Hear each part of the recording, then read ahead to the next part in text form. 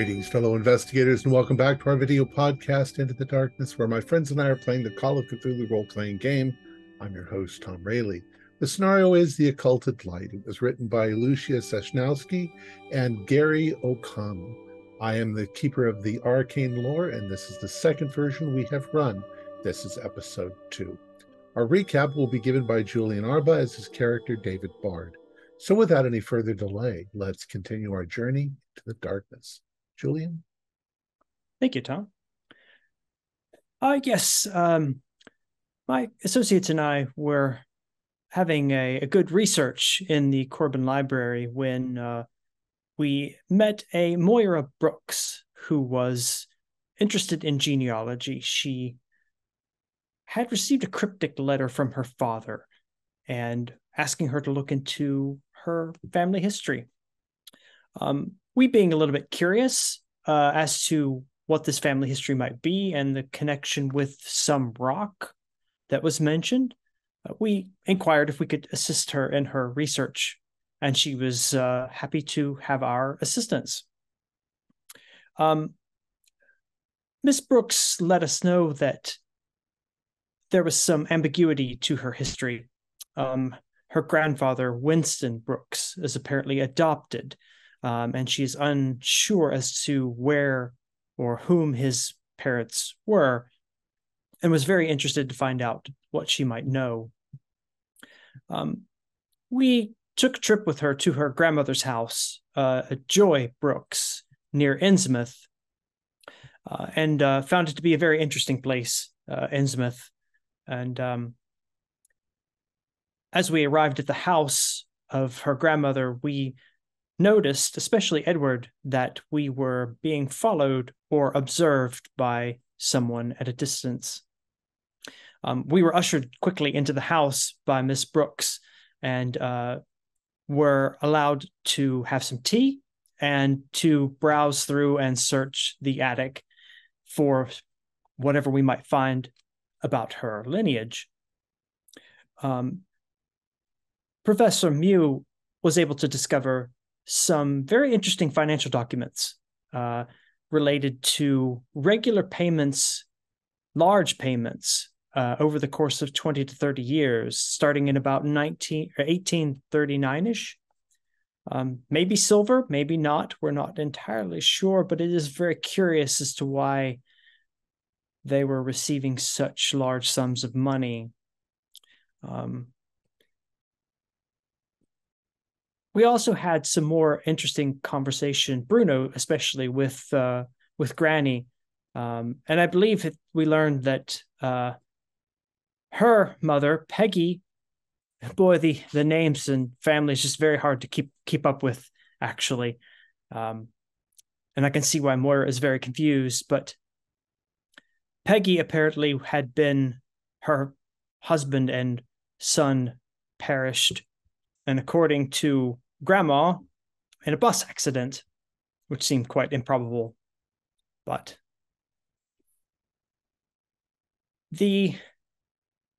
somehow Peggy was approached by a man we later learned was Bartholomew Tagg, and offered up a boy, Winston, for her to adopt, which she did. And of course, being promised to be paid quite some monies. So it's very curious as to how this Bartholomew Tagg fits into all of this. Is he Winston's father or some other relative we're not sure of right now? We did also learn that Bartholomew, in his letter to Peggy, made sure to emphasize, do not let the sins of the father befall the son, which is a very perplexing phrase. We're not entirely sure what we're getting ourselves into. We also found, Tobias specifically found, a box which contained a medallion, rather peculiar looking green medallion with a frog looking face on it. And Moira was very taken with this and put it around her neck immediately. This whole case is very peculiar. After we left Grandma's house, we passed by some very sketchy-looking individuals on our way out of town, and were followed. We thought we lost them, but apparently we did not. But while we were back at Arkham, we were trying to find more information, specifically about a reference to a Skivern Rock lighthouse that apparently was somewhere between Rockport and Newbury. Sadly, I was unable to find any location on a map, which disturbs me because I'm usually good at maps. But maybe we can find some more information somewhere along the way. We did uncover some more information about this Bartholomew Tagg, as he was apparently the lighthouse keeper at Skivern Rock. And he died in 1838. The dates are not quite lining up quite precisely, because it seems that he may have been passed on by the time he encountered Peggy. It's very unsure at this point, but we're working our way as best we can. There was also a reference to an Andrew Muir, who was also assistant lighthouse keeper at the time. We were unable to obtain any more information about him. There were also references to a place called Devil's Reef and Fishhead Island, which must have been in the vicinity.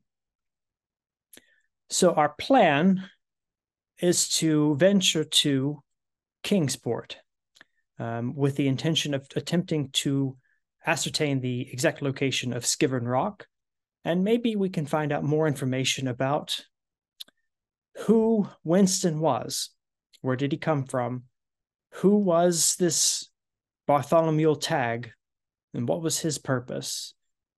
There must be something going on, some reason, something about perhaps money laundering, perhaps. We threw out that idea. But things become a little bit more dangerous at night. Bruno and Edward, on their way home, were followed, and it was discovered that they were followed by the same men who we encountered in Innsmouth. They were very tricksy and were able to get away. We met up later with Detective O'Hara, and we asked him if he could do something about these unsavory gentlemen. And so here we are. Lots of questions. And hopefully on our journey to Kingsport, we'll learn what's going on and what's happening with Miss Muir's lineage. So you are in your cars going to Kingsport, and Tobias has been busy with his notebook, making notes and calculating things, you think. On you go. So, gentlemen, I say, Mr. Blackwell, you seem to be occupied, very preoccupied. Well, I wanted to get our ducks lined up properly, Professor, and I'd like to go over the notes with you because I think it will help give us some questions and some clarifications. Marvelous. Certainly, it's made me want to ask some more questions of Miss Brooks, but if you'll indulge me, I'll repeat some stuff you know already, but I think it'll help. Is that okay? By all means, my good man, we have hours to go. Okay, well, there we go. Okay, do you want her to be in the car with you? Yes, of course, actually. Okay, she's in the car with you. So, because I'll have some questions for her after I'm done here. So all I've done is basically looked at all the documents we've got and put a timeline together for the Brooks family and the Rock. So starts out 1748, the Rock Lighthouse construction is begun. 2 years later, 1750, it's complete, and it's built by two people, Jacob Beaverton and Manny West. The only noteworthy things about these two guys is that they survived for 30 years as lighthouse keepers without any trouble, which is interesting, and there's two of them. So the next note is 1780, the two of them retire. Later lighthouse keepers don't have a very long lifespan, I noticed. 1788, Samuel Brooks is born. And in 1801, Peggy Brooks is born. So those are the great-grandparents. 1821, they finally installed a wave-powered fog machine at the Rock. The same year, it gets destroyed by a hurricane, and the 2 current keepers are killed. We don't know their names, but whoever they were at the time died. A year later, 1822, Jonah, that's Peggy and Sam's son, is born. At the lighthouse, Andrew Muir and our New England artist, Mr. Tagg, take on the task of repairing the lighthouse. In 1824, they've completed the lighthouse repairs. They put in a new foghorn. And that year, in May, Andrew is swept away, and there's sort of the suspicion we have that he might have been murdered, but maybe it was just an accident. Now, here's a really important note that I'm thinking, looking through the previous notes. It's clear from earlier discussion that this lighthouse job is a 2-person job, okay? All of the later notes don't indicate anyone else is working the lighthouse but Mr. Tagg, and he does that for the next 14 years by himself, which is very suspicious, but we'll get to that. Okay, nobody apparently replaces him. In 1835, Sam and Jonah die. We know now that they were lost in storms because Mr. Tagg referred to that.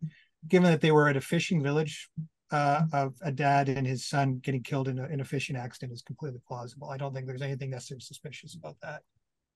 1838, 3 years later, Winston Tagg is born, later become Brooks, and is taken to Innsmouth by the artist. And still silver starts coming to the family. So the question here is, who was the mother of Winston? Because Mr. Tagg was in a lighthouse for 14 years by himself, or was he? And he refers to a sin. So maybe he was living out of wedlock with a woman that time. That would have been a 2-person job. So that could be Winston's mother. Likely maybe she died in childbirth, which would be the reason for him to be given up to somebody else. But so maybe I'm less leaning towards that he murdered poor Muir, and basically he just living out of wedlock is back then was a terrible thing to be doing. But who is this lady? We don't have a name or anything about her. And finding out who she is part of learning out Myra's heritage, right? Because maybe the silver isn't coming from Tagg's end of things. Maybe it's coming from her family, whoever she is. I mean, so next we go on to, and Joy didn't say the man dropped the boy off, so that was almost certainly Mr. Tagg. Later that year, he dies, apparently lost to sea, and the lighthouse is abandoned. But even with Mr. Tagg's death, the silver payments continue to come. So as Professor indicated, he probably asked a lawyer to deal with that in perpetuity so that it would go on for the next 20 to 30 years. 1842, Joy is born. She's 83 now, so she's the longest lived ancestor here. 1858 is the low end of when the silver stopped coming. Now, I'm keeping track of that because that the family fortune might affect their course of actions. 1868, John is born. So here's the start of his story. 1865, Winston dies at age 27, and it's 1865. So, I mean, that could have been the Civil War, but it'd be interesting to know why he died at such a young age. That actually might be relevant. 1868, likely the silver deposit has stopped because that would be about 30 years. 1875, Gertrude, so Myra's mom, is born. Here's an important year, guys. 1879, Peggy Brooks, age 78, dies. She is the oldest one up until this point. She was likely the matriarch of the family, if you think about it, because she's just running the show up until that time, and she probably kept fairly good control of things. Maybe she managed the money and everything. John would have been 16 at the time when she died. And I think here is when he might have gone to Kingsport. Sometime at age 16 or in the next 5 years, he would have gone looking for his roots. And I think he would have had money, which would have helped a lot. So I say the next blanket period of time is the Kingsport years. Sometime he was in Kingsport trying to figure out who he was, and he met Myra's mom probably in Kingsport because he would want to marry an Innsmouth woman, I'm sorry to say. So we don't know what that exact time span is. 1904, Gertrude dies at age 29, probably in childbirth, and Myra is born the same year. So we have some questions for Myra related to that. And of course, now we're at the present where Myra is seeking her birthright. So if Mara's present, the first thing I'd like to ask her, was she raised in her grandma's home, or was she raised with her dad for a while? With my father and my grandmother, yes. Okay, but you were living in I never Innsmouth. knew my mother. Okay. Hmm. But you lived in Yes, Innsmouth for mostly that in time. that. Mostly in Innsmouth. Okay. So your dad's Kingsport days were well done by then. Okay. And so the note he gave you was just something that was passed on to you when he died, or it came through a lawyer, or was it in the mail? No, he actually, it was in his it was in his bureau to Moira. Okay. I guess he figured somebody would find it. Somebody would find it looking through his things, but yeah, I mean, it was a surprise to me. Like a lot of modern people, I don't really pay much attention to my ancestors. Who does? You know. And he never But talked about his time in Kingsport ever, do you? not that I recall, nothing Okay. special. Well, what I'm thinking, guys, when we go there, if he's researching his family history and he had money, he might have joined some clubs. He might have joined some historical groups. And Mara's mom might be someone from society. So we might be able to find information from there too. Because why would he not want to find someone of his social caliber? I mean, maybe I'm wrong, but that's a good starting point. So I'm hoping that kind of gives us a jumping off point for where to look for things. I think there's a lot of interest. Yeah, sorry. And the Brooks will be new money, as we call them. Yeah. As opposed to the Wallace, who would probably be from a more established family. Yeah. That type of thing does tend to cause a scandal. Yeah. And looking at the letter from Mr. Tagg to Mrs. Brooks, clearly he references the family dying of the storms and not a bus. So there is definitely something amiss. Well done, Mr. Blackwell, as usual on your research. Well, my grandmother is pretty old and senile. She doesn't know what's going on. I don't think they even had buses in 1879. So fair point, young lady. She must be thinking about something else. Mr. Lugario, didn't she think you were a member of the family? Yeah, I thought that she thought that I might be her son, so that would be your father. Yeah. Dementia suits no dementia.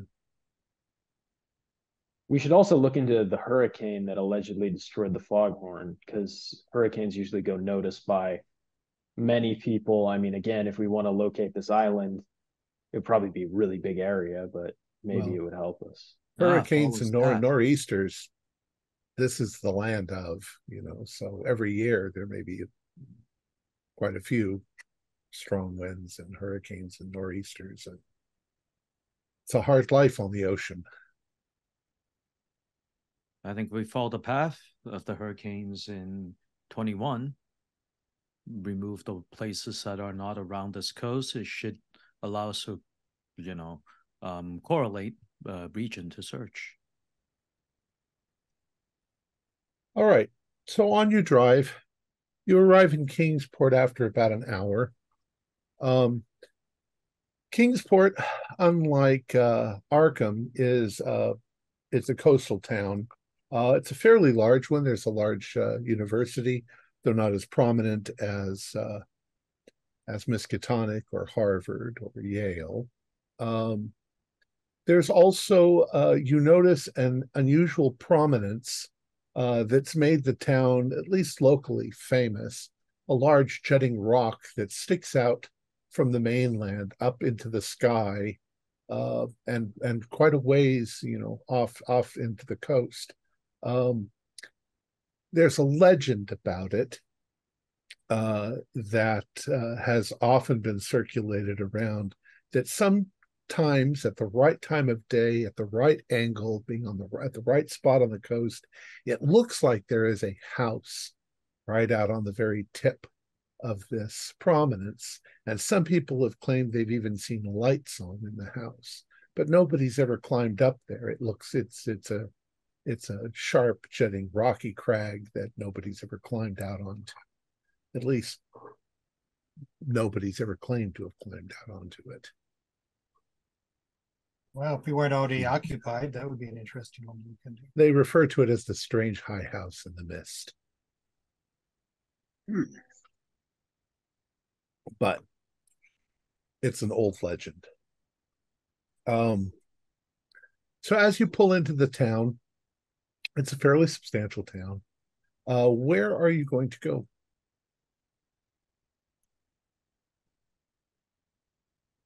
You were going to look for survey charts, and honestly, I'm not quite sure where they would be kept, but we'll say there's like a naval nautical, port authority sort of Coast Guard office. Coast Guard, yeah, something like that. That would have maybe even a nautical museum that would have all sorts of things about the fishing and everything. Oh yeah, let's go. They definitely have information we could use. All right. It's a fairly imposing building, kind of gray and ugly, but kind of on the equal of a library or an office library. So as you go in, you can see that there are books. There are a number of well-dressed clerks at desks that are keeping charts of things. Many of them are on the phone. And there is a reception desk up in the front. Yes, may I help you? Yes, I would be expressly interested in the history of lighthouses around this coastal region. I'm sure there must be some good works on it, on the studies of them. Who are you with? Are you with, sounds like you're with some sort of historical society, maybe? Oh, yeah, we're actually with Miskatonic University. In fact, we have one of their legendary professors with us. There is a section on lighthouse maintenance, local lighthouses right there. Thank you so much. This is not a lending library, so you have to leave. You can look, but you can't take. I'll slip him 50 cents as a tip. Thank you, my good man. And he goes like this. He says, it's not that kind of a place.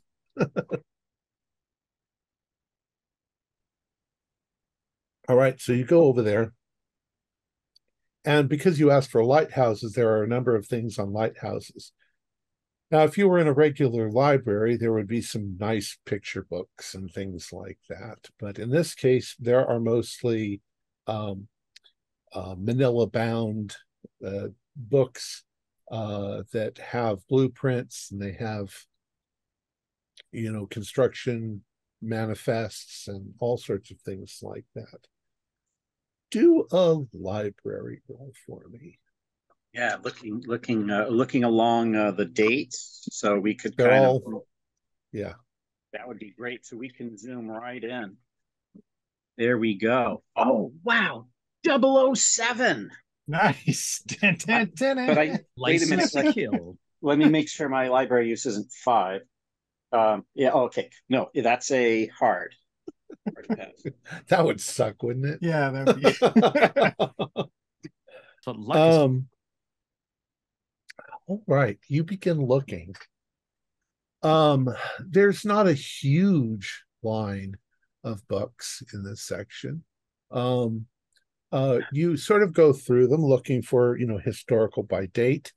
And because it's so technical, you finally end up starting at one end and working your way down the other. Just, book. This isn't it. This isn't it. And what you find is very interesting. You don't find anything.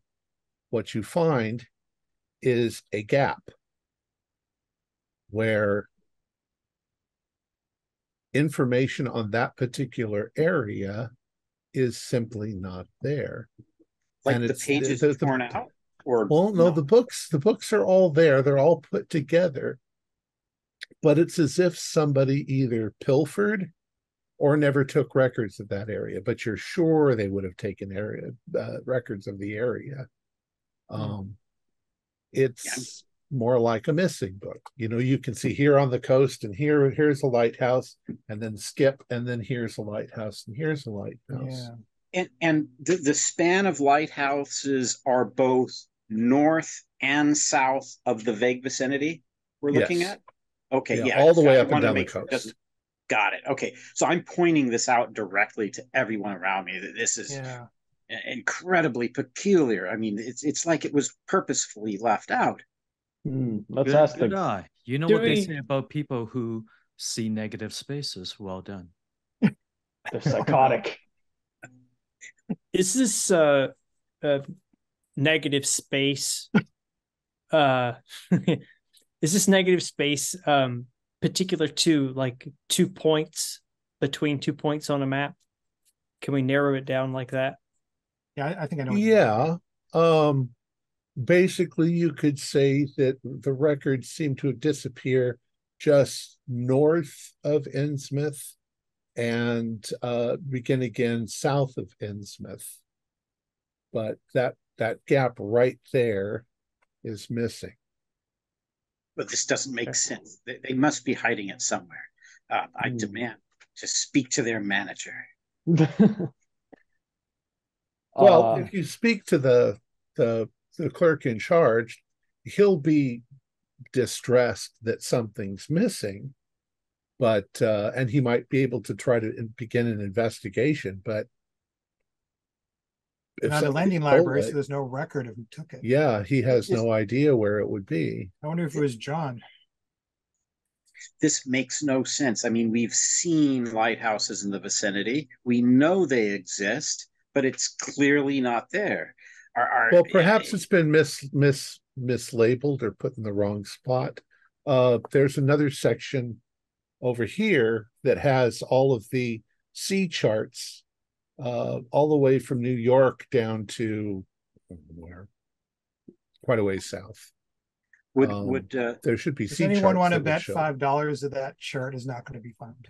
No, it's got to be there. I'll bet you $5 we can't find it. It's a $5. It must be there. This is the reputation of the United States Coast Guard. Yeah. Now, in this case, there's multiple charts for each area because they were surveyed and resurveyed, which they were often done as David would understand it. And Tobias gets $5 because when you get to that particular where that map should be showing that, it is very obviously missing. And with a closer look, you can in fact see that it's been removed, possibly torn out. There's some shenanigans going on. Could have been John. Daggery. And let me guess, if we try to do an overlap between the two available maps, we'll get a space right around roughly Innsmouth is, right? Yeah, maybe a mile or so off of Innsmouth. There's no record. The gap is the location. That's where it's got to be, right? You've heard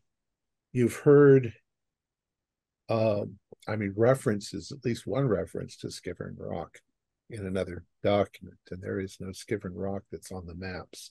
Now, that area is still pretty big off the coast. And also, the reason why you have these sea charts is because there are a lot of reefs and rock outcroppings that you have to keep the ships away from. And we can't find Devil's Reef on any of them. Devil's Reef isn't there. Fish Reef isn't there either. Question. What is the farthest north lighthouse and the farthest south lighthouse of that region? What's the mile stretch there? Because basically, want to divide by 2. Yeah, so if we, let's say, for instance, if there's like a 60-mile stretch, we now roughly know where to go in the middle of that with binoculars, and we should be able to see what's the horizon view with binoculars with the curvature of the Earth. What's that? Like 25 miles, I believe. 25 miles. The problem with what you're thinking is you could get on a ship and go out there and look around and see if you could find it. But the danger is that you could also crash into a rock or crash into a reef and not have your running. boat torn up without knowing that there's any rocks there. It's a rocky coast. Certainly, there are some locals that have traveled up and down the coast, perhaps they know here in where they're- Kingsport. Yeah. That is probably true because the people of Innsmouth it's still a fishing village. There has to be some trade back and forth between Kingsport and Innsmouth through these treacherous straits. Insurance companies would also have those kind of charts. Is there a branch of the Ross and Hogg insurance company here in Kingsport? You check. It takes a while to do any of that kind of research, but what you discover is that Ross and Hogg have been out of business for 20 years. Yeah, another dead end. Because no more shipping's been done, so they have no reason to exist. Do any of us have ties with the military? Any favors we could call in? Maybe the Coast Guard. The Coast Guard themselves would have better guarded records, something like where a place like this could have stuff taken out of. There must be a record of this. I can't imagine the United States Coast Guard being scared by local legends and such. I think the Coast Guard would be getting their charts from here. They don't make their own charts? Okay. See a vulnerability in the system. Yeah, it's possible that the charts might exist someplace, but most likely it would be in Innsmouth, if any place at all. You could try Roxport, but that's all the way back the other side. See, I have a concern. I have a concern about charting a boat from Innsmouth out to sea. And there's the town, according to Moira, is filled with sketchy people. I just don't want to end up being fish food off the side of the boat out there. I'm sure it's not full of unsavory types. To Miss Moira's point, she has had dealings with good people, and I look at Moira. Perhaps Miss Brooks, there's something you can help us with if we decide to visit Innsmouth and do some investigating. Well, if we're careful, if we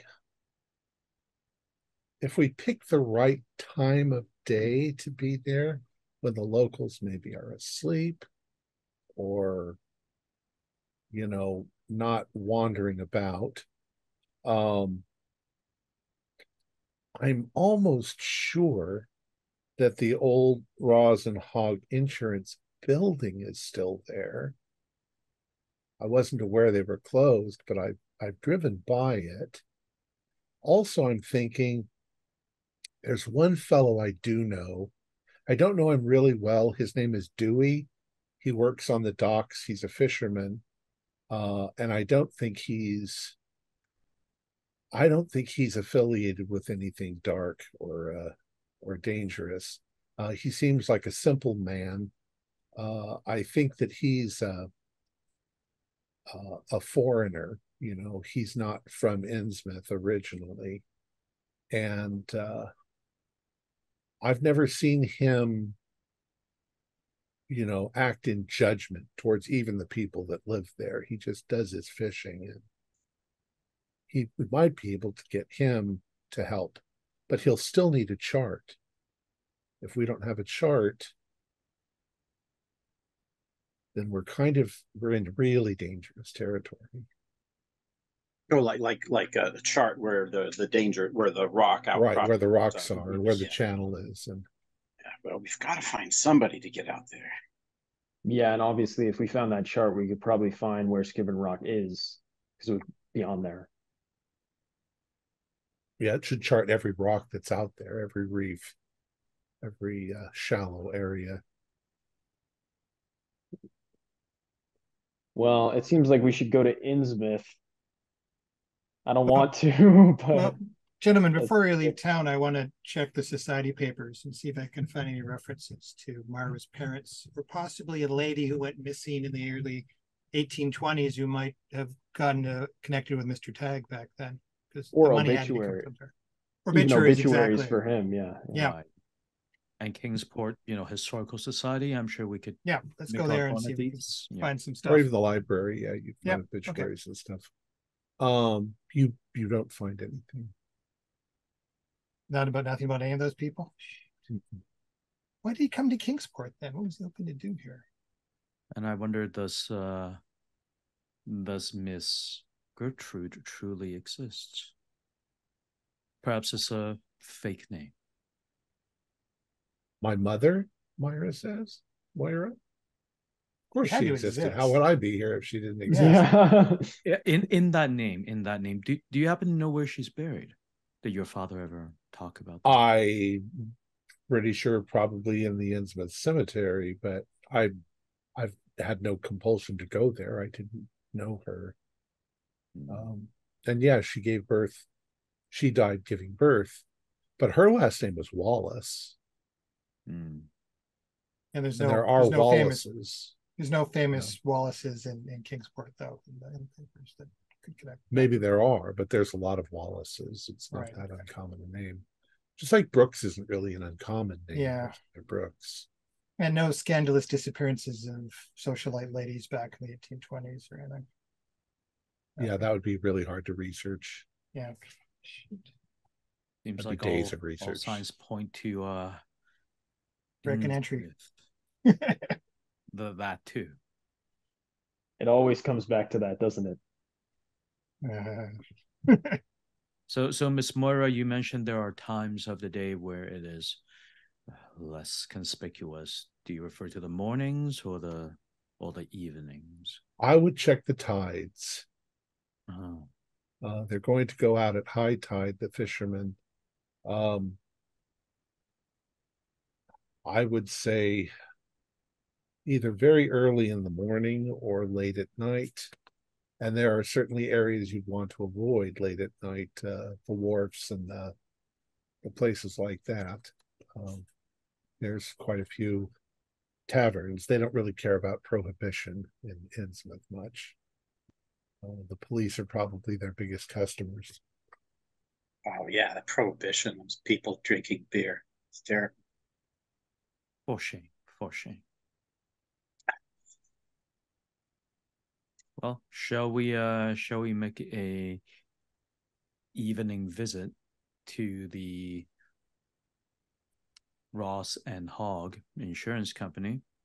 And should we somehow find ourselves indisposed researching, at least it'll be an evening of research, and then we leave before high tide or during high tide where it's light out, as opposed to finding ourselves trapped at night in Innsmouth. But they go out with the dawn, right? With the boats? They'll go out with the tide. So, the tide. Yeah. But presumably they want to have light. I'm sure that the nautical place that you're in will know exactly when the tide is. Yeah, we'll have that. So they'd be out. We'll say that the tide will go out at 6 a.m. tomorrow. 6 a.m. So 6 in the morning. Now, for all of our nautical friends out there, I don't know. We get hate mail about that. I'm not a fisherman, so I don't know how that all works. But I mean, we're great at baiting, but that's a different thing altogether. Oh, that's so bad. You can also get a copy of the charts, the where all the dangers are. That would be very helpful to the Coast Guard as well. Well, it's still back to Innsmouth regardless, and it is a few hours away, so perhaps we should get started. All right. So drive in early in the morning with the headlights off, park somewhere inconspicuous. Get Bruno to crowbar some doors open or something. Of course. Okay. So where are you going to go from here? Are you going to go back to Arkham? Or are you going to go to Grandma's house on the edge of... That's where you were earlier. I suspect the house will be watched. Yeah, they'll see us go there. the road that goes to Grandma's house. There's Grandma's house. There's Innsmouth, and there's a road that goes there. Can we approach? Can we go from the road and come from this way to Grandma's house? You actually would be coming. You would be coming if you're coming. If you're coming from Kingsport, you'd be coming from the other direction. Yeah, I mean that might be the best way. So we won't go through Innsmouth. Yeah. Yeah. Okay.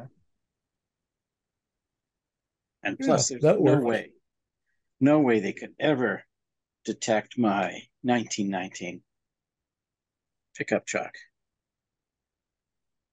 Well, let us be All right, off. so that's our plan. Foolproof. Brilliant. So you've wasted most of the day in Kingsport looking for information, and you have found information. It's just you found it by not finding it. You arrive back at Grandma's house. What time do you want to arrive? We'll say 6 p.m. or earlier. Well, so we're going to stay overnight because we want to be ready to go out with the tide. Yeah. 6 p.m. is fine with me. Or maybe we should not impose on dinner. Maybe we'll have dinner at a nearby restaurant and then drive in. Granny doesn't care. If anybody says, you might not even realize you're there, but Moira can cook for you if you wanted to.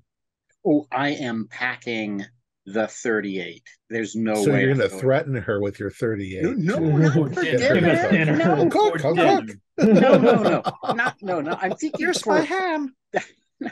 This is for the 50 people that might get a little, frisky with it. If you wanted to eat before you left Kingsport, you'd be eating pretty early. But if you get towards Innsmouth, you're not going to find a restaurant. You're going to find a tavern that's going to be pretty rough. They're going to be serving fish. Well, perhaps we will sup in Kingsport a bit early, get there maybe later in the day, maybe 8:30, 8. We'll still say you get there around 6:30. Sure. So, all right. So you're at Granny's house. Right. And you've kind of parked your car on the other side of the house around the back a little bit. So it's not there's like a little barn or something, Take out our firearms just with an abundance of caution. So I have my shotgun with me. Okay. So what are you going to do while you're there? Anything? I'll check the father's room to see if there's any loose floorboards, stuff like that. If we haven't done that already. Nothing like that. Perhaps maps in the in the attic around the local waters. That's something we didn't pay attention to during our earlier exploration. Yeah, there's still a lot of stuff up in that attic.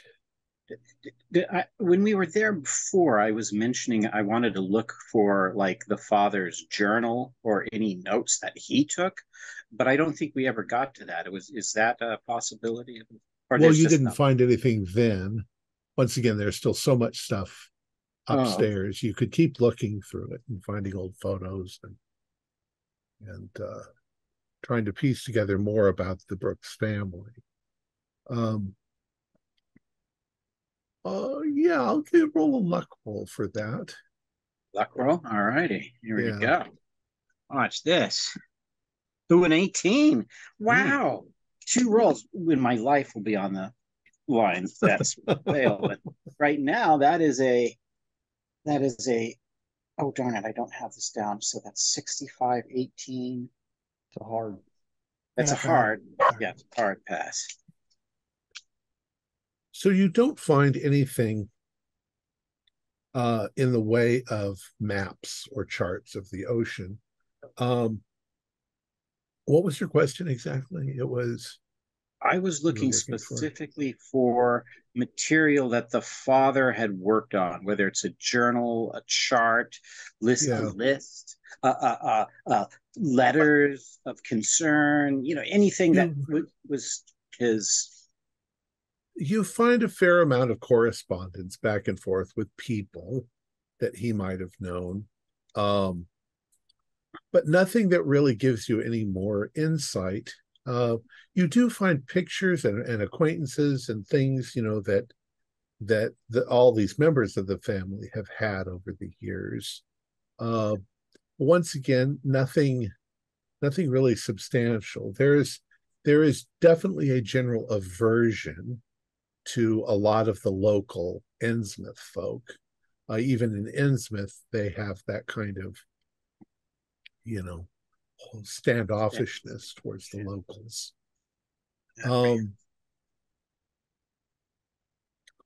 But you do notice that the family was definitely not well off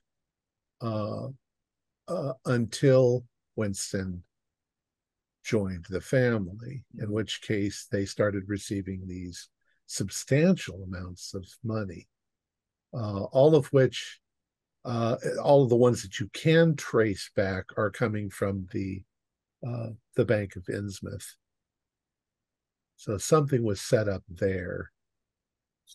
So for all the money that they've received, does the house appear particularly well appointed or well off? It looks like it used to be. It looks like it used to be. It's fallen apart. Are there any souvenirs from Kingsport around anywhere? Maybe some antiques, some things that were from there. You think that he went to school there. So clearly they receive money and spend the money with a assumption that they'll continue receiving it. Or again, these are people who don't know how to use money to make money, and that's why they ran to ruin the moment the money ran out. Tragedy that we don't teach financial investment and financial literacy to people more. That does remind me, I want to update my curriculum to make sure that becomes part of the core. I might just go back. Compound interest is magical. So, but what type? Go ahead. What type of money are we talking about with this silver that's coming in? We've seen the amounts, the monthly. Like, what's it translate into? It is this like a fortune for an individual, or is this like some crazy level of fortune, or I mean, is this like a typical person's annual income, or is this like, oh my God, this is like corporation level money? Well, what are we? It's definitely not like a person's income. It's on the level of, I guess, you could almost say treasure. Wow. But we're not talking astronomical amounts of treasure, just talking about treasure.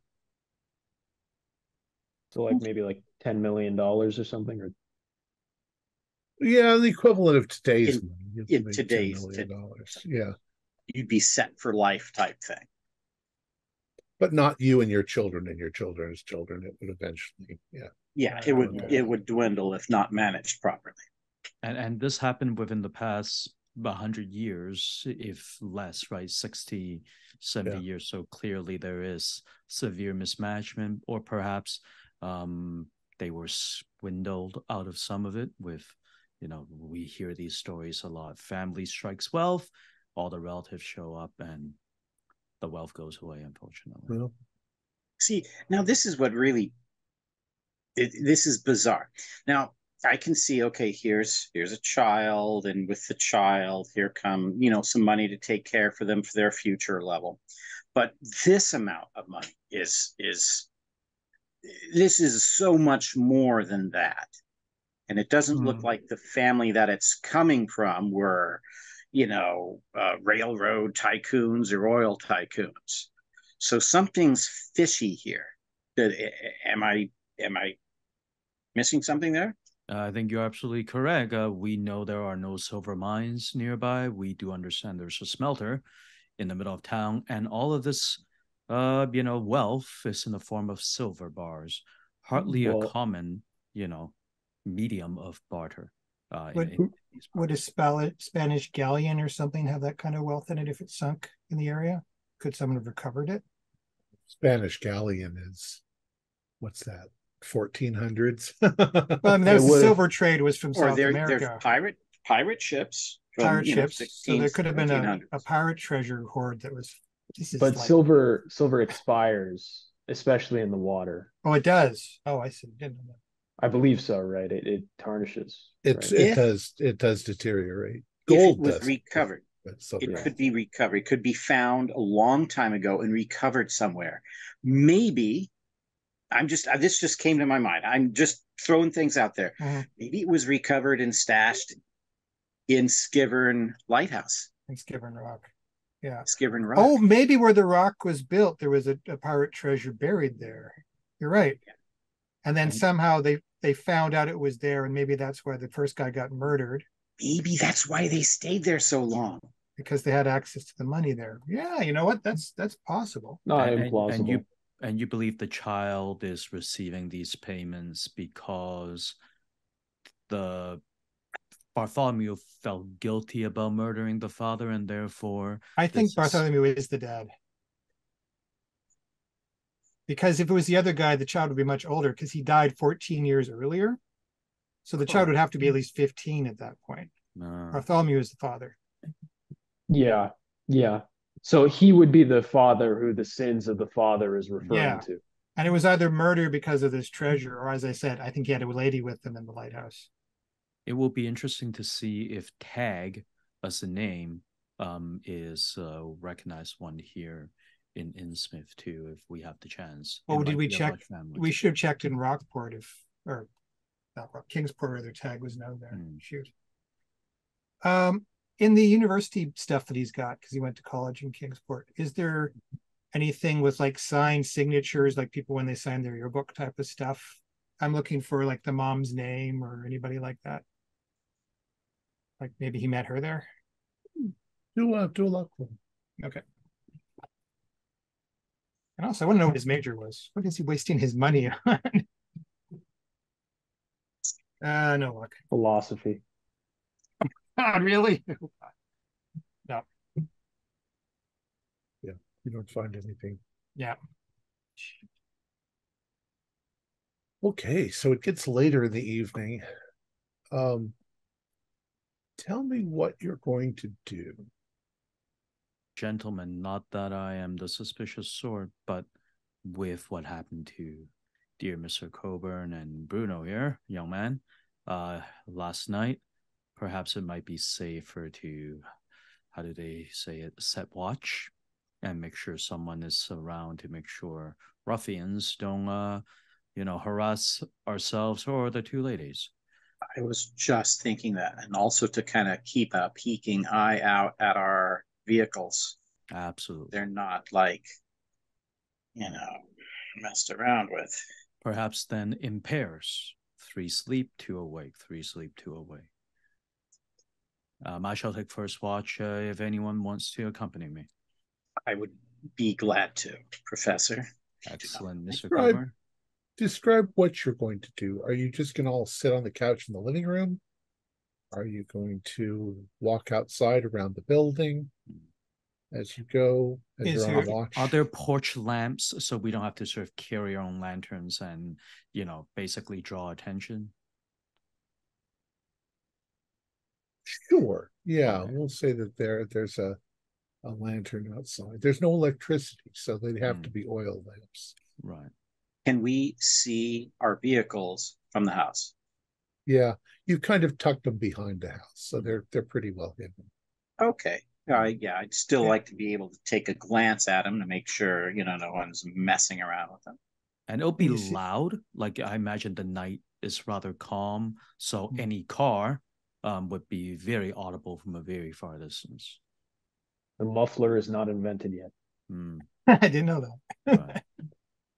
Is there a good view from any of the upper story windows that we could rely on? Very limited, just right out what you're looking at outside the window. Like bedroom windows, yeah, so we could do patrols. 4-hour shifts, gentlemen? Sure. Well, when are you going to sleep until? We want to get up at 6. True. So So we've got- let's say from 8 to 12, that'd be one, round, one group, and then 12 to 4 another, and then I guess the other two only has to patrol 2 hours. If you get up at 6, it'll be almost daylight. Okay, so maybe 8 to 12, and then 12 to 4, and then we wake everyone up for, so at least 2 people would get a little sleep. Yeah, there we go. So at 4, you're going to go see if you can find what? The Ross and insurance Hogg, place? right? Yeah. Okay. All right. Who's on first watch? The professor and the Mr. Coburn. And the stellar photographer. Yes. All right. You will luck roll. The 2 of us. Come on. Both? Ooh. Yes, both of you. 60, so I should be okay. Let's see. 33. All right, so we should both pass. Yep, pass. And do either one of you smoke? Your characters. It's 1925, so that's I feel like what? I have a corn pop pipe just because I kind of should. Let's see. We'll give myself a 35% chance of smoking and 55. 35. I don't smoke. Oh, okay. Like percent chance in layer, percent chance of smoker. Right. All right. So the landscape around the house off in the distance is dark blue. There is a moon out. It casts a kind of silvery blue light over everything, and low-lying clouds are moving across the moon, so it's occasionally dark and it's occasionally light, and everything is quiet. And you do see lights on down in the city. It's not a city, the town, but they're all lanterns, and they've gone out, one by one as the evening progressed, except down by the wharf, which you can see off in the distance. There are probably taverns with ruckus, rowdiness going on down there, but you can't hear anything. It's quiet. You can hear crickets and frogs. And it's actually quite peaceful. You make a nice painting, but nothing happens during your watch. So you switch places. Done, Mr. Coburn. Well done. Good job. Good boy. A wolf howls at the moon. Oh no! Oh, sorry, that's my dog. Good. I thought it was muted. All right, let's get the younger men up and ready. Okay, I'll do the second watch. Same here. Okay, David, you too. You guys are both in your 20s, aren't you? Mm-hmm. Do you guys smoke? Any of you? Roll my percent chance to smoke here. I abstain from such things. Yeah, David does. Okay. So the 3 of you get up and go through pretty much the same routine. You've made coffee, sip some coffee, and wander about, keeping your eye out in the distance. So David, as you're wandering about outside, possibly smoking, as you're outside,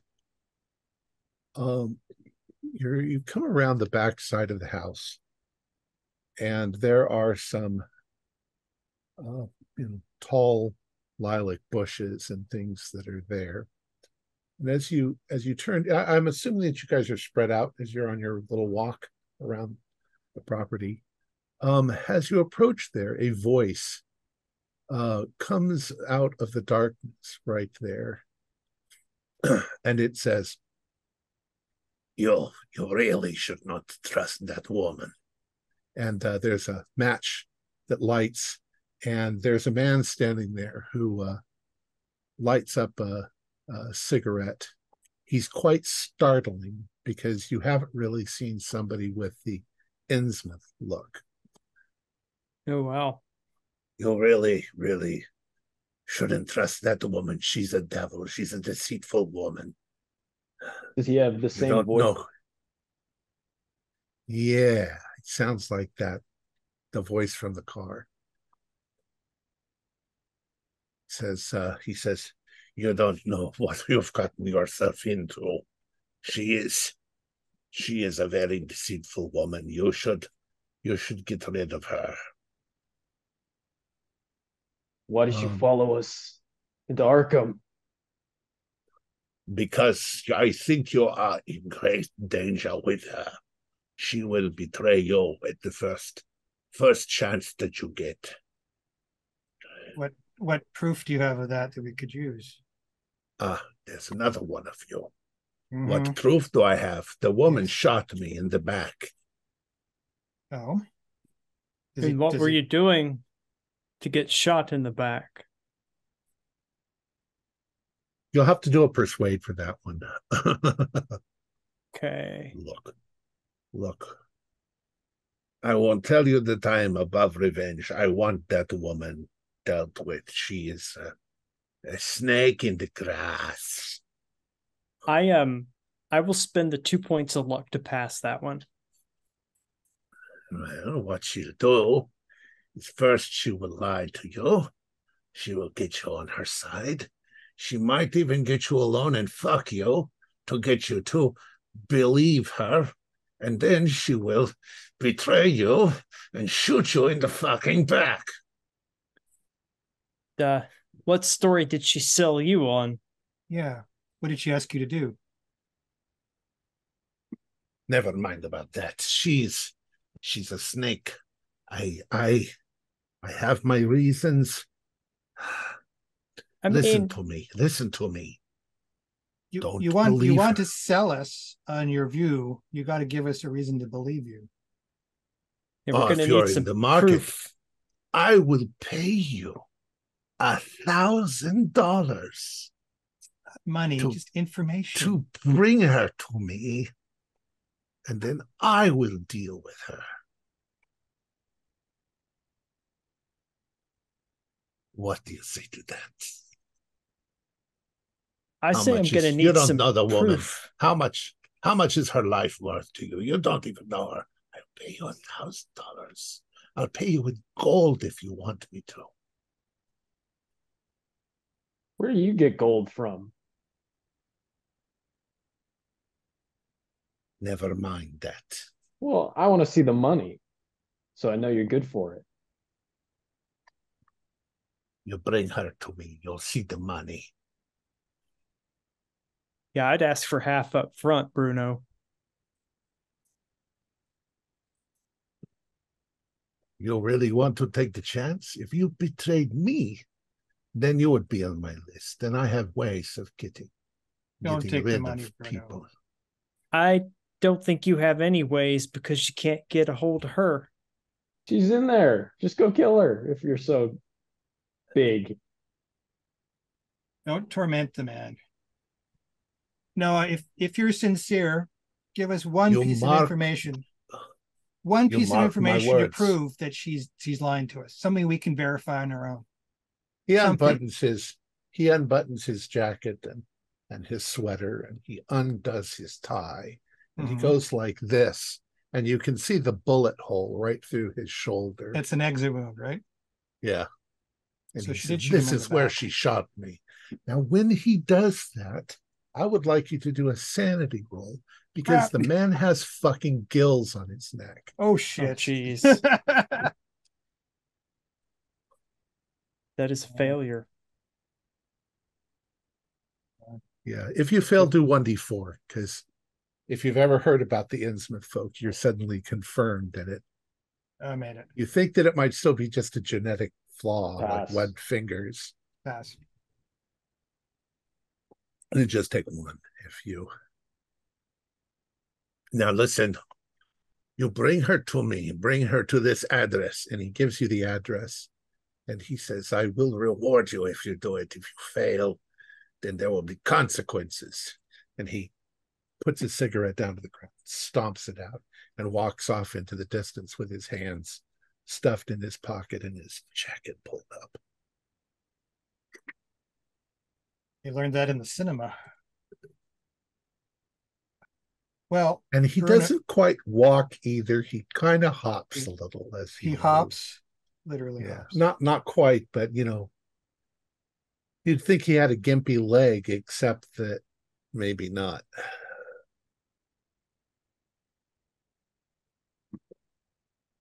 Well, gentlemen, she did say that she shot him when he forced himself upon her. Yeah, but he could have got That doesn't that really anywhere. fit with a shot in the back, does it? I mean, that Yeah. bullet wound could have come from anywhere. I mean, he is obviously a thug of some Yep. kind.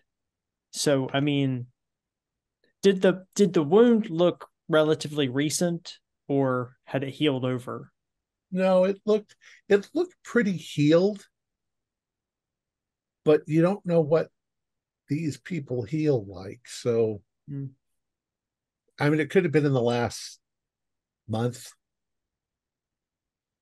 maybe. Well, I'm not saying she's guilty, but it might be a good idea to just keep an open mind. I mean, she did really not want us to talk to the police when we considered that option. That's often the mark of someone who's into con games and things.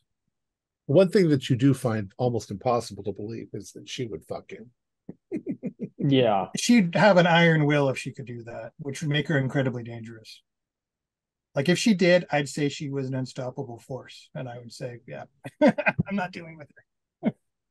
Well, he didn't kill us. He never tried to attack us. No. Did he? Nope. He never shot at us. He's never tried to mug us. He just gave us an offer we could refuse. He doesn't want to get in trouble with the law. I mean, we are, Arkham civilians. The police would investigate our deaths. Why couldn't he just kill her himself? I mean, she was alone with her grandma, no guns in the house. That's my question. Like, what is preventing him from doing the job himself? He won't tell us what she even did to him other than shoot him. What did she want from him? Oh, I guess there was a gun because she shot. Yeah. From my understanding, if I remember correctly, her story was that she had encountered him somewhere and that he fancied her. But of course, it could be a case of her pulling the strings to get something from him. He has reach from the town. I think the only way we're going to find out is if maybe Bruno, who she seems to fancy, maybe he can get her to say something. We could verify one or the other. Sorry, ladies' man, but you're the guy. Wait, why me? You are the ladies' man. Oh, look at the pipes on you, Sonny. The ladies can't resist that. Well, when you put it like that, yeah. So it's. I mean, are you going to do anything with the other guys upstairs who are asleep, or are you going to wait until the morning or 4 a.m.? They need their rest. We'll talk to them about it later. Yeah. Right. So you guys are quite disturbed about this encounter until 4 a.m. comes. So yep. You can say it's approaching 4 a.m. And then we'll tell the professor and Edward without Miss Mara present what happened. If we can. Oh dear. Seems like you gents had a eventful shift. Mm-hmm.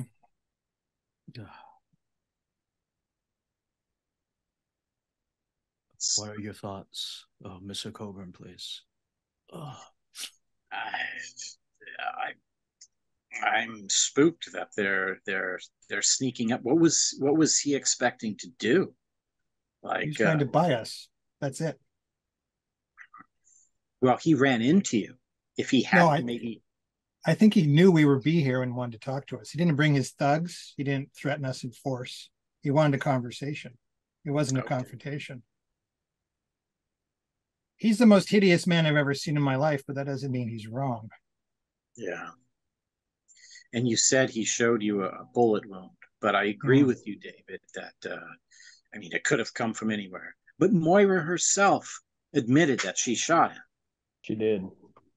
So That I would have track. expected the exit wound on the back then, wouldn't you? Well, Miss Moira did mention she shot the gentleman from the back. She didn't say she shot him in the back. Did she? Said she shot him when he tried to take advantage of her. That's part in it. It's more suggestive of the front. Perhaps we can confirm with Miss Moira. I vaguely recall something about shooting in the back. Regardless, she mentioned the gentleman has some genetic or muscular disformity. Yes. Gills? It looked like Something gills. It looked like, fascinating. all those books that the Theosophists point out about throwback evolution. It's like that. He's turning into a fish or something. Fascinating. I noticed a couple of them that we passed looked a little fishy. Yeah. And he suggested Miss Moira had relations with him. It was hinted. My goodness, might that be contagious, whatever type of condition that is? It's assuming it happened. Yeah, I don't think we should confront Miss Moira on this. I think we should just wait. I think we should hold it in mind that she might be pulling a fast one and just try and see if we can find anything else to suggest that. Regardless, we should all wake Miss Moira up and then head to the. Wait, is she coming with us to the Hog and Ross? She probably want to come along. Yeah, sure. I don't know if I want her to come along. We can't make her suspicious at this point. If she wants to come along, she should. Well, it's very dangerous. Well, this is 5 a.m, though, right? Correct. Yeah. So that place isn't going to be open. Yeah, this is 4 a.m. They're not going to open until business hours. Oh, the place has been abandoned for a while, Mr. Coburn. That's where I was Bruno. Not. Oh, sorry. Yes, that's where Mr. Bruno comes in handy. Yeah. As it were. Excellent. Well, let's bring her along. To our earlier point, we mustn't make her suspicious, but let's keep an eye out in case she decides to disappoint us in our faith in her. It's up to you if you want to take her or not. So do you want to wake her up, or do you? I guess you're going to have to wake her up. I think we should wake her up, because then she'll be suspicious if we leave and leave her. That's we'll give her the choice of if she wants to join us Absolutely. or not. That seems fair. Yeah. So we'll walk up, knock, knock, knock. Young lady. So she gets up. When she answers the door to her room, she's dressed in a sort of skimpy negligee-ish thing, and she's like, "Oh, is it 4 o'clock already?" Young lady, you are hardly decent, please. Did you sleep well? What's the matter, Mr. Mew? Are you afraid of girls? I'm merely afraid you are a bit too young for me, young lady. How's if you got it, flaunt it, she says. And she says, I'll get dressed quickly. Youth. I'll come down. A flapper for you. The youth these days. So I, Bruno and Toby, and shake my head disappointingly as well. Did you see the ankles on that lady? She has very fine ankles, yes. And her shoulders. Mr. Coburn, those are not safe to publish. What are you doing, sir? We don't have any French magazines in these parts to publish those. That's his research material right there. Okay. I do have a folder for that, but yeah. So Moira says, what's the plan? What are we going to do? You said we're going to head to Ross and Hog. I know where it is, so I can lead the way. That would be good. Yeah, that'll save us a lot of time. And if we don't take too much time, maybe we can get a chartered boat out of here. Well, like I say, Dewey might be able to help us if we get to him. I wouldn't trust anybody else. Okay, excellent. All right, so she figures you should just take one car, so just to be careful and conspicuous. You drive into the middle of the town. Now, Innsmouth is an ugly town. It's a bit run down. It's a fishing village, so there's lots of stuff. You can see people have hung up nets in places, and you can see that there are lots of crates and suspicious looking boxes of things that might be. It just reminds you of a smuggler's den. There are lots of buildings that look out onto the streets with their windows all shuttered up, which is an odd time of the year to have that being done. But into the middle of the town, you can see, like in Arkham, there's a small town business section. And at the end of one of the streets is the Rosenhog nautical insurance company. And the building is pretty much boarded up. A lot of the buildings in town are boarded up. But she shows you that you can park kind of around behind in an alleyway where the back door entrance to the building is. And that's where you guys park. What he wants to do. The town is pretty much quiet at this point. Rather good locksmith.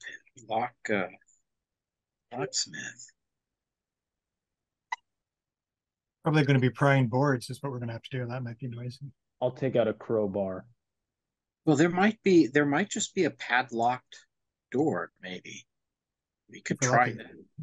It'll certainly be a lot more quiet than broken boards. I'll take a peek and a gander. I'll sneak around because I'm a photographer, especially of nature.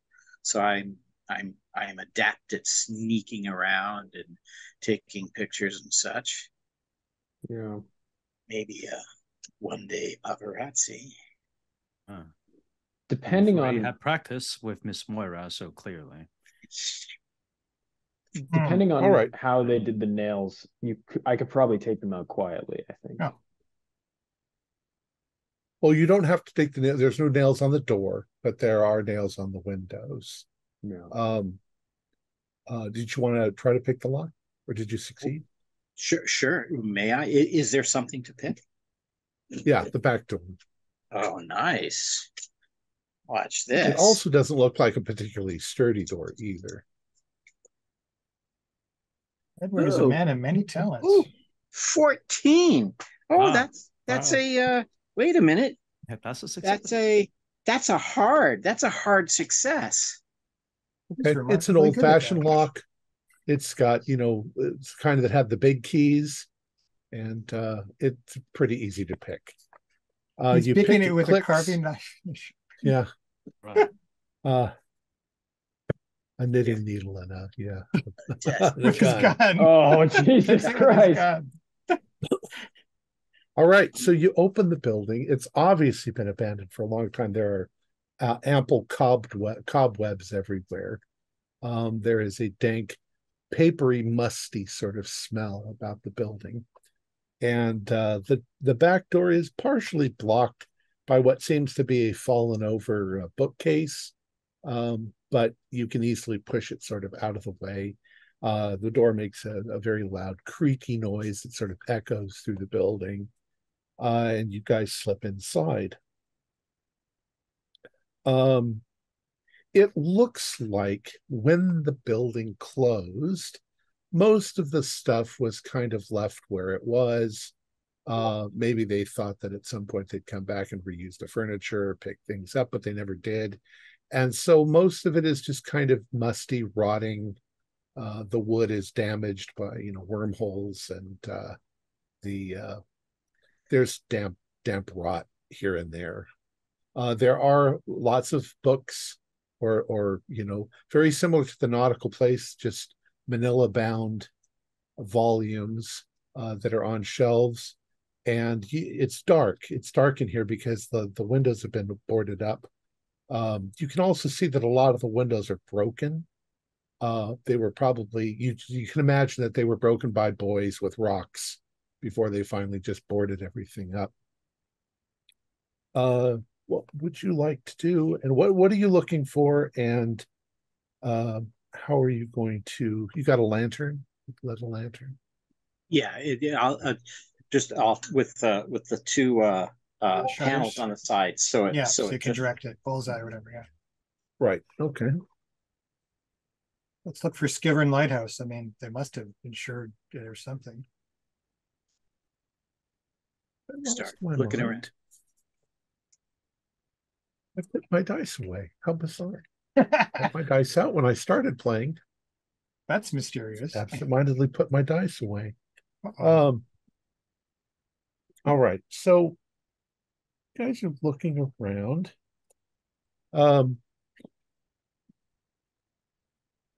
Edward, what are you looking for in particular? I'm just sort of casting light where the group is going. I'm trying to be the support central light so no one gets hurt. And Professor Mew? I'm interested in who is paying for the premiums for the insurance for Skivern Rock, where that financial trail is coming from, who any damages are being paid out to, that kind of thing. Bruno, what are you looking for? I'm going to be looking for like any protected place, like maybe where they would keep money or something, or like secret documents. David? Given our conversation last night, I want to kind of keep watch on what's going on outside the building. I want to see if anybody's watching us or such and things like that. Okay. And Tobias? So if they organize their records by year at all, I'm going to look for 1821 and 1838 and see if I can find anything, because that's when the accidents happened at the lighthouse. So I'll focus on those years and see if there's something inside of those years. All right. So I would like each of you to do luck rolls. Spot hidden rolls. That's what you do. Ooh, 30. So normal. Okay. And Edward, you pass? Oh, yeah. David, you don't see anything. But that's good. It's quiet out there. 24. Is that a pass? Yeah, hard.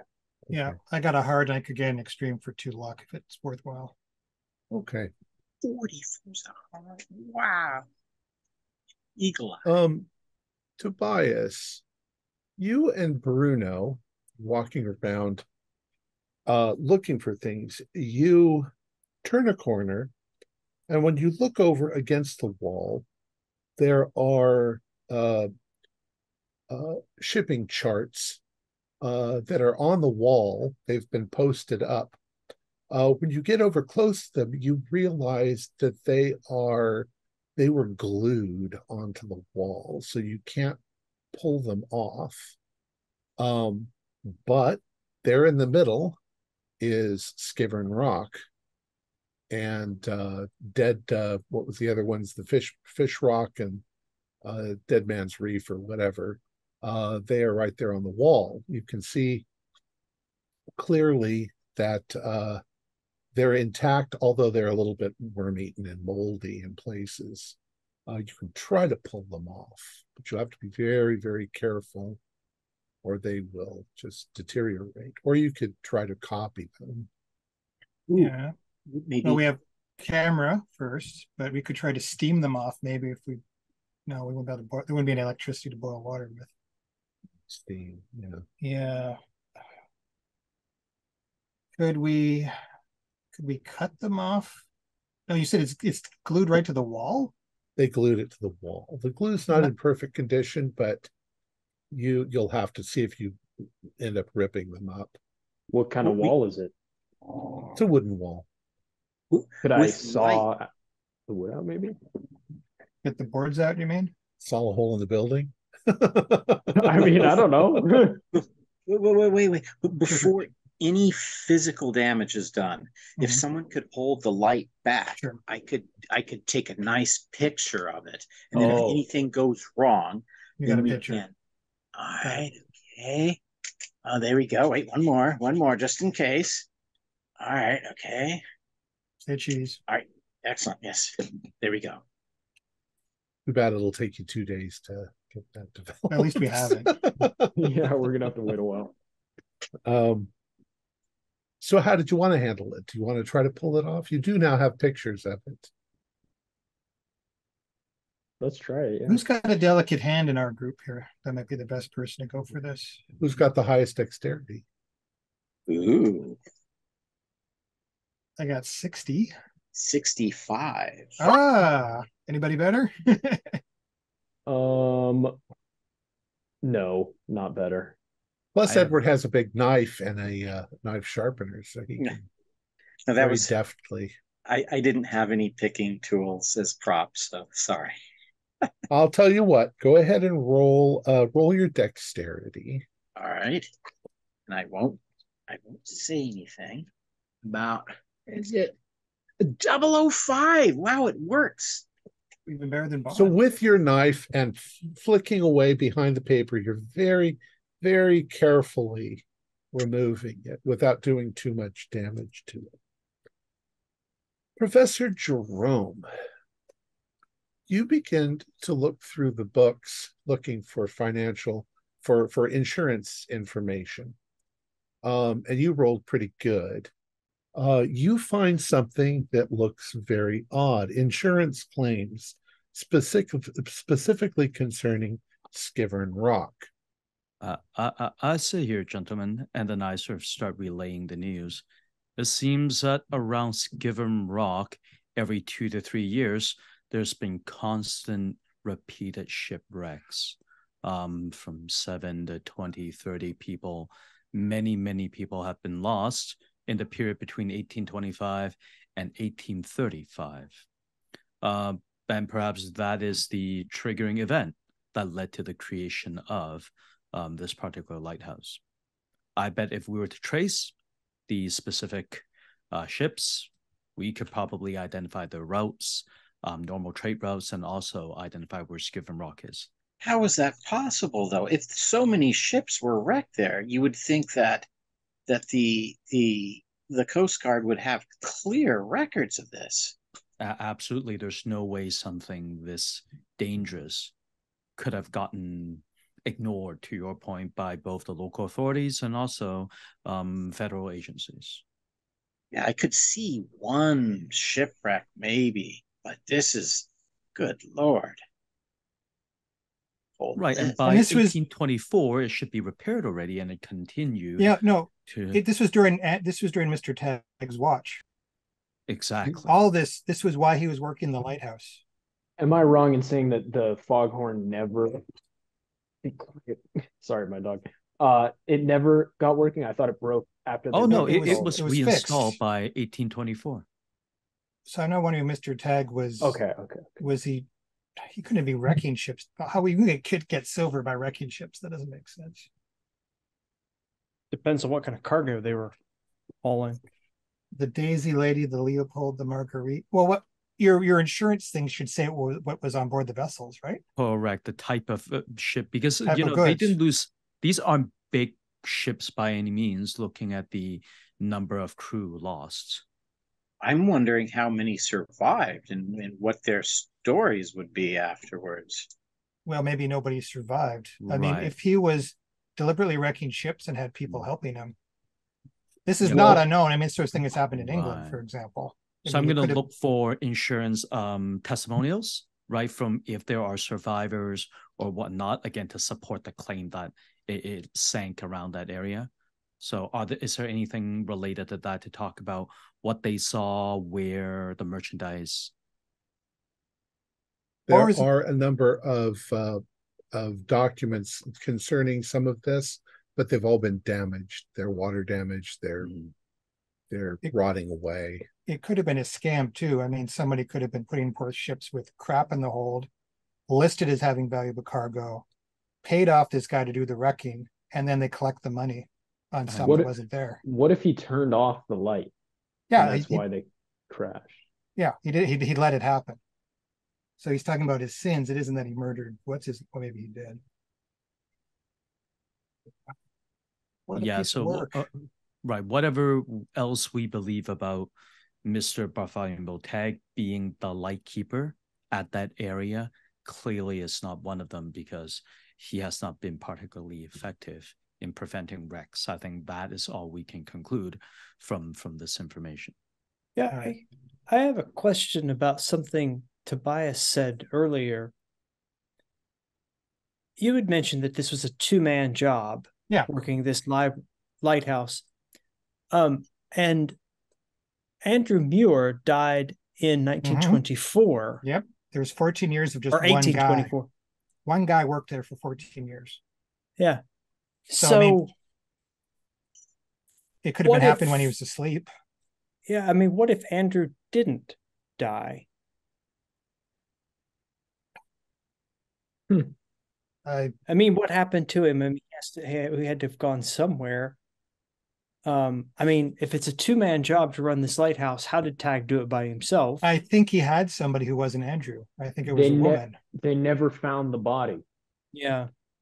I mean, I think David's onto a good point. He took a wife. I think that's what happened. Where else would Winston come from? There had to be a woman at the lighthouse. So she was his helpmate, whoever this lady was. I mean, this is, I'm just supposing, right? I mean, that makes more sense than he faked Andrew's death and then kept him working there. I mean, why would he do that? Again, I think my point is it wasn't working or working as intended, right? Yeah. Otherwise, the shipwrecks wouldn't have happened. Correct. Yeah.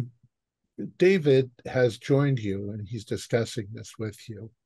I would like you to all do spot hiddens. 16, so that would be a hard regular. Yes. Okay. You got a hard? Just a regular. How old did you get if you got a hard? 18. I got a 16. Okay. Well, so said Bruno, since Professor Mew is really looking at these documents, right. Bruno, you suddenly look over and you can see through the crack in the boarded up windows in the front that a police car's parked outside and a constable is coming up and he's shining a flashlight on the front of the building. Looking around. Maybe your lantern shined a little bit too much inside. I'm gonna go over and try to close the lantern and just say, "There's a guy outside." Yeah, I'll drop the flame to the minimum without shutting it off and close the blinds to it. Okay. Everybody do idea rolls. Ooh. Idea rolls based on int, right? Yeah. Okay. Yeah. So that'd be extreme. Standard pass. I got a hard Those of you who success. Those of you who pass, you realize your car's parked right behind the building and the back door is open that you came in. Cops heading in that direction. What do you guys want to do? Okay, maybe. Where's Miss Moira? I could be the sacrificial. She's there with you. Okay. She's looking intently at the map to make sure, But she says we've got to sneak out. Can we go out the front? The front's also locked. You'd have to unlock it to get out. All right, let's grab a map and sneak out with relevant materials and quietly start the 1920s truck. It's okay. You'll be fine. One problem at a time, young man. One problem at a time. If we do end up about to get caught, I could be a photographer and one of you could be a journalist doing a story on this. The police would not. Yeah, we'd have a chance to get away with that, maybe. I think Moira says if they catch us, they're going to throw us in jail. We need to. At least somebody's got to get away. Yeah. All right. Let's sneak out then. So yeah, she quickly moves over in that direction to get out. And she doesn't wait for the car. She runs past the car in the opposite direction of where the cop's coming, just to make sure she gets away. Somebody's got to get away. You know. Does anybody want to follow her? I'll follow her. I don't have the constitution for running. I'm gonna get in the car. Okay. You guys going to close the door and lock it behind you? Yeah. Okay. Well, wasn't it the oh wait, he did pick the lock. Yeah, just close the lock and pop in so there's no. Yeah. And I did Okay. job picking it. Those of you who followed Moira, you get away. You get around the corner. You hide behind the building over next by the alley. There's still nobody out there. It's cold. It's a little foggy. Dr. Mew is getting into the car. Who else is getting into the car? Oh, it's my car. Why not? I'll get in with you, Professor. All right. Hello. Who's got the map? Who grabbed it? Mew grabbed the map, so. You grabbed the map. Or whoever grabbed the map, whoever took it off the wall, that was Edward. So Edward's got the map. Yeah, it's the one of us. Or I took pictures of the map. Yeah, but weren't you the one who carefully? Yeah, who's that was either Bruno or somebody passed the dexterity roll. Yeah, Edward passed the dex to get it. One of us took it, but who took it? We wouldn't have left it there. Someone said they You tell me it. who took it. I said I was grabbing it when I was leaving, but I wasn't the one pulling it down yet. All right, so you've got the map. You can see the edge of the flashlight of the cop approaching the back corner of the building. What do you want to do? What's the how is the truck situated from where he is? Is it on the far side, or is it adjacent, or somewhere in between? You're behind the building. He parked in front of the building, and he's walking around the building with a flashlight. We locked and closed the door behind us, though, so he's not going to see anything. Oh, we should have. But he'll see your car. It's not a very wide alley. Yeah. So let's just start the car and jet. This 1919 pickup truck can go 32 miles an hour. Now, you only brought one car, right, on this trip, right? You didn't all pile into the pickup truck, probably. Oh, no, okay. All right, never mind. How many people can you fit in a truck? Oh, well, there's three or four that can go across the front, and the rest can be in the back. Yeah, probably three up front, and there's plenty of room in the back. Okay, so probably I'm gonna just hunker down in the back of the truck. These three will be in the front. So we did bring the truck and not the car. You had 6 people in the truck. Right. So we took the truck to your point. Yeah. All right. So those of you who are in the truck, you start up the engine and you're going to go. Oh, yeah. Lord. I'm going to duck down just in case. Now, you are in a tight alley, so flooring it at this point might be a little dangerous. But as soon as you start up the truck, you can see the flashlight wiggle and start to narrow very quickly as the cop is running to the back of the truck. Oh yeah, we're steady ahead, Mr. Coburn. Steady ahead. Okay, steady, guys. Ahead. Who's driving? Is it your truck?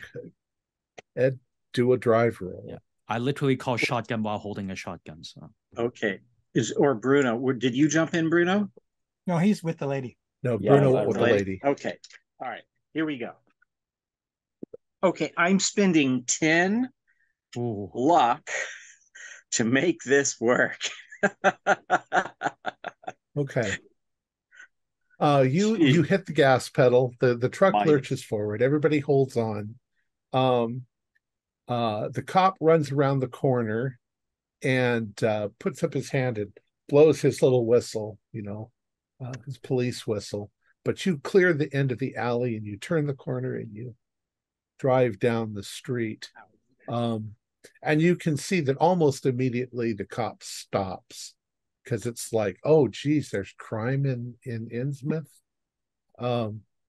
And he probably immediately begins to check the door of the building, check to see if there was any egress. And you guys drive away. How far are you going to drive before you go back and pick up Moira and Bruno? Let's and see. I think David. I think we all know to meet at the house, so I am nervous. So let's see. We'll go against my, I guess, pal. Oh, geez, I rolled 100. Okay, so I probably drive. We're going all the way back. I'd probably drive like a half an hour Right. and then come back. So we're going back to the Miskatonic, I see, Mr. Coburn. I see while looking at the map. I'm terrified that the cops are coming, but I just anyway. All right. Okay. You know, I did want to give Bruno and Miss Myra some alone time, so this will work out. I think David's with them. Oh, I am. Darn, they're Third chaperones. wheel, well done. Yeah, I saw Bruno and I just calmly walked behind him because I'm like, I got to get away too. You're the chaperone. So wherever they're going, Moira says to David, Bruno, she says, we've got to get to the docks. Well, but we don't have the fucking map. Yeah. I know we need to wait on the others to come back. They're going to come back and get us, don't you think, Bruno? I hope so. The sun's going to be up in half an hour.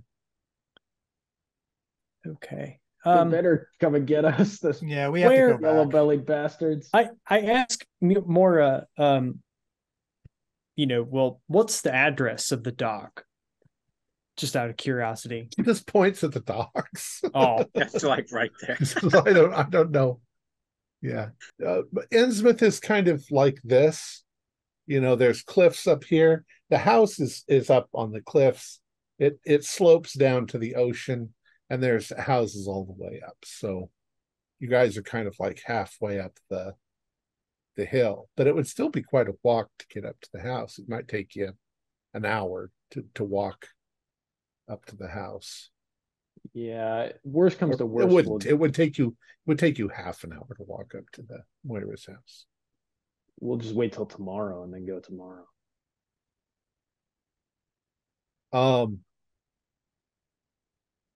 She seems very disappointed. She says, we've really, now is our opportunity. We need to get to the rock. This is all going on at like 5 o'clock. So Yeah. I'd be back at 5:30, still like more than enough time to make it. Well, you stop driving at 5:30, but you have to spend another half an hour to get back. Well, like I'm okay. Or maybe you at guys least know- less than half an hour, but like, yeah. You guys made a plan. You know what your plan was. Yeah. It wasn't Let's to head to the drive back docks. to Miskatonic. Exactly. Right. Yes. Yeah. We'll meet them at the docks, where that's probably where they're heading. All right. She's got to Well, talk let's to the say big guy. that Moira leads you down alleys and around corners, and I would like those who are with Moira to do a luck roll. I passed. No, Bruno? 97. Oh! No. Okay. Wait, so is he getting lucky or not getting lucky? I'm not sure how that roll is going to work. Well, There is a moment, Bruno, when you are in an alley with David and Moira, that you see something. It's kind of in a stairwell. It's part of a building, but whatever it is, it's more frog-like than human. It's dressed in rags. It's definitely got what looked like maybe tentacles. You thought maybe it was like a man holding an octopus in his hand. And he sort of croaked at you because he was just as surprised as you were when you saw him. You can take one sanity point, and as you're standing there dumbfounded for a moment, Moira's hand grabs hold of your arm and yanks you, to keep moving. She says, keep moving, keep moving. There was bloody frogman down that alley. Yeah. This is Innsmouth. Come on. And she leads you down towards the docks. And as you get closer to the docks, staying in the shadows and staying out of sight, you see Edward's truck and the other two moving slowly down the street with the lights turned off, so that the cop car doesn't notice their car. And you guys all meet back up again. Mr. Bard, young man, Hey. Miss. You kind of left us out on a rail there, Edward. Nonsense. We were distracting the local constabulary away from you. What better way than with a very, very loud truck? Tactics, young man. You'll get the hang of it soon enough. And he taps him in the shoulder. We're all safe now. Nothing can go wrong. So you drive down to the docks. You find a place where you can kind of stash the truck, keep it hidden. You can see there is now some activity out on the docks. There are various docks that jut out into the water. But she leads you down the third one over. And as you get to the end of it, there's a grizzled, old-looking, kind of furtive-looking man with a bit of that fishy look in his face. And as you get up to him, she says, Walter, where's Dewey? And rather than respond to her vocally, he just sort of does that with his head, pointing towards a boat that's docked there. And she moves past him without really paying any attention to him. When he did that, is he wearing clothes such that when he does that, I could see if he has clothes as well? Because they're all full, like bundled up okay. like this. He's got a hat on, so all you can see more or less is his face. He doesn't look like what you imagine Noah looked like, but he's not exactly clean cut, So you get there, and she just steps onto the boat. And she says, Dewey, like this. And a guy comes from around the cab house. He's in, a fisherman's attire. He's got on a kind of a dirty yellow slicker with a hood like that. And he comes around and he says, yeah, Moira, isn't it?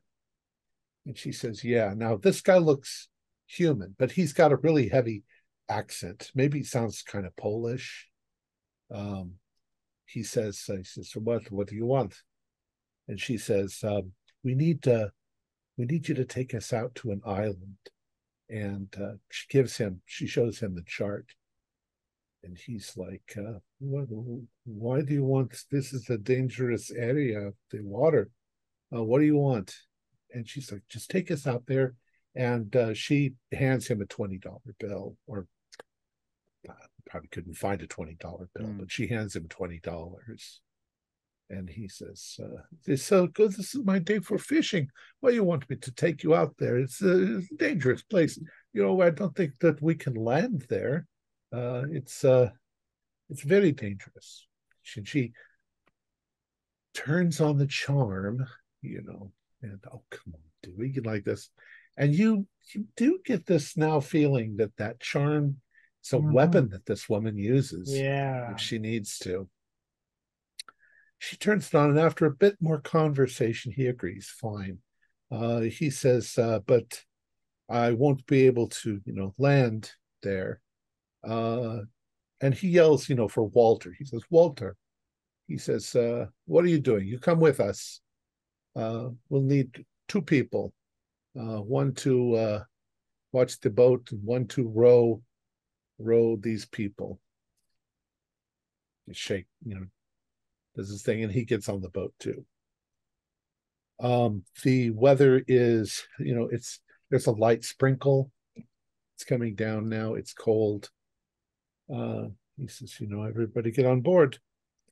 It's going to take us maybe 45 minutes to get out there.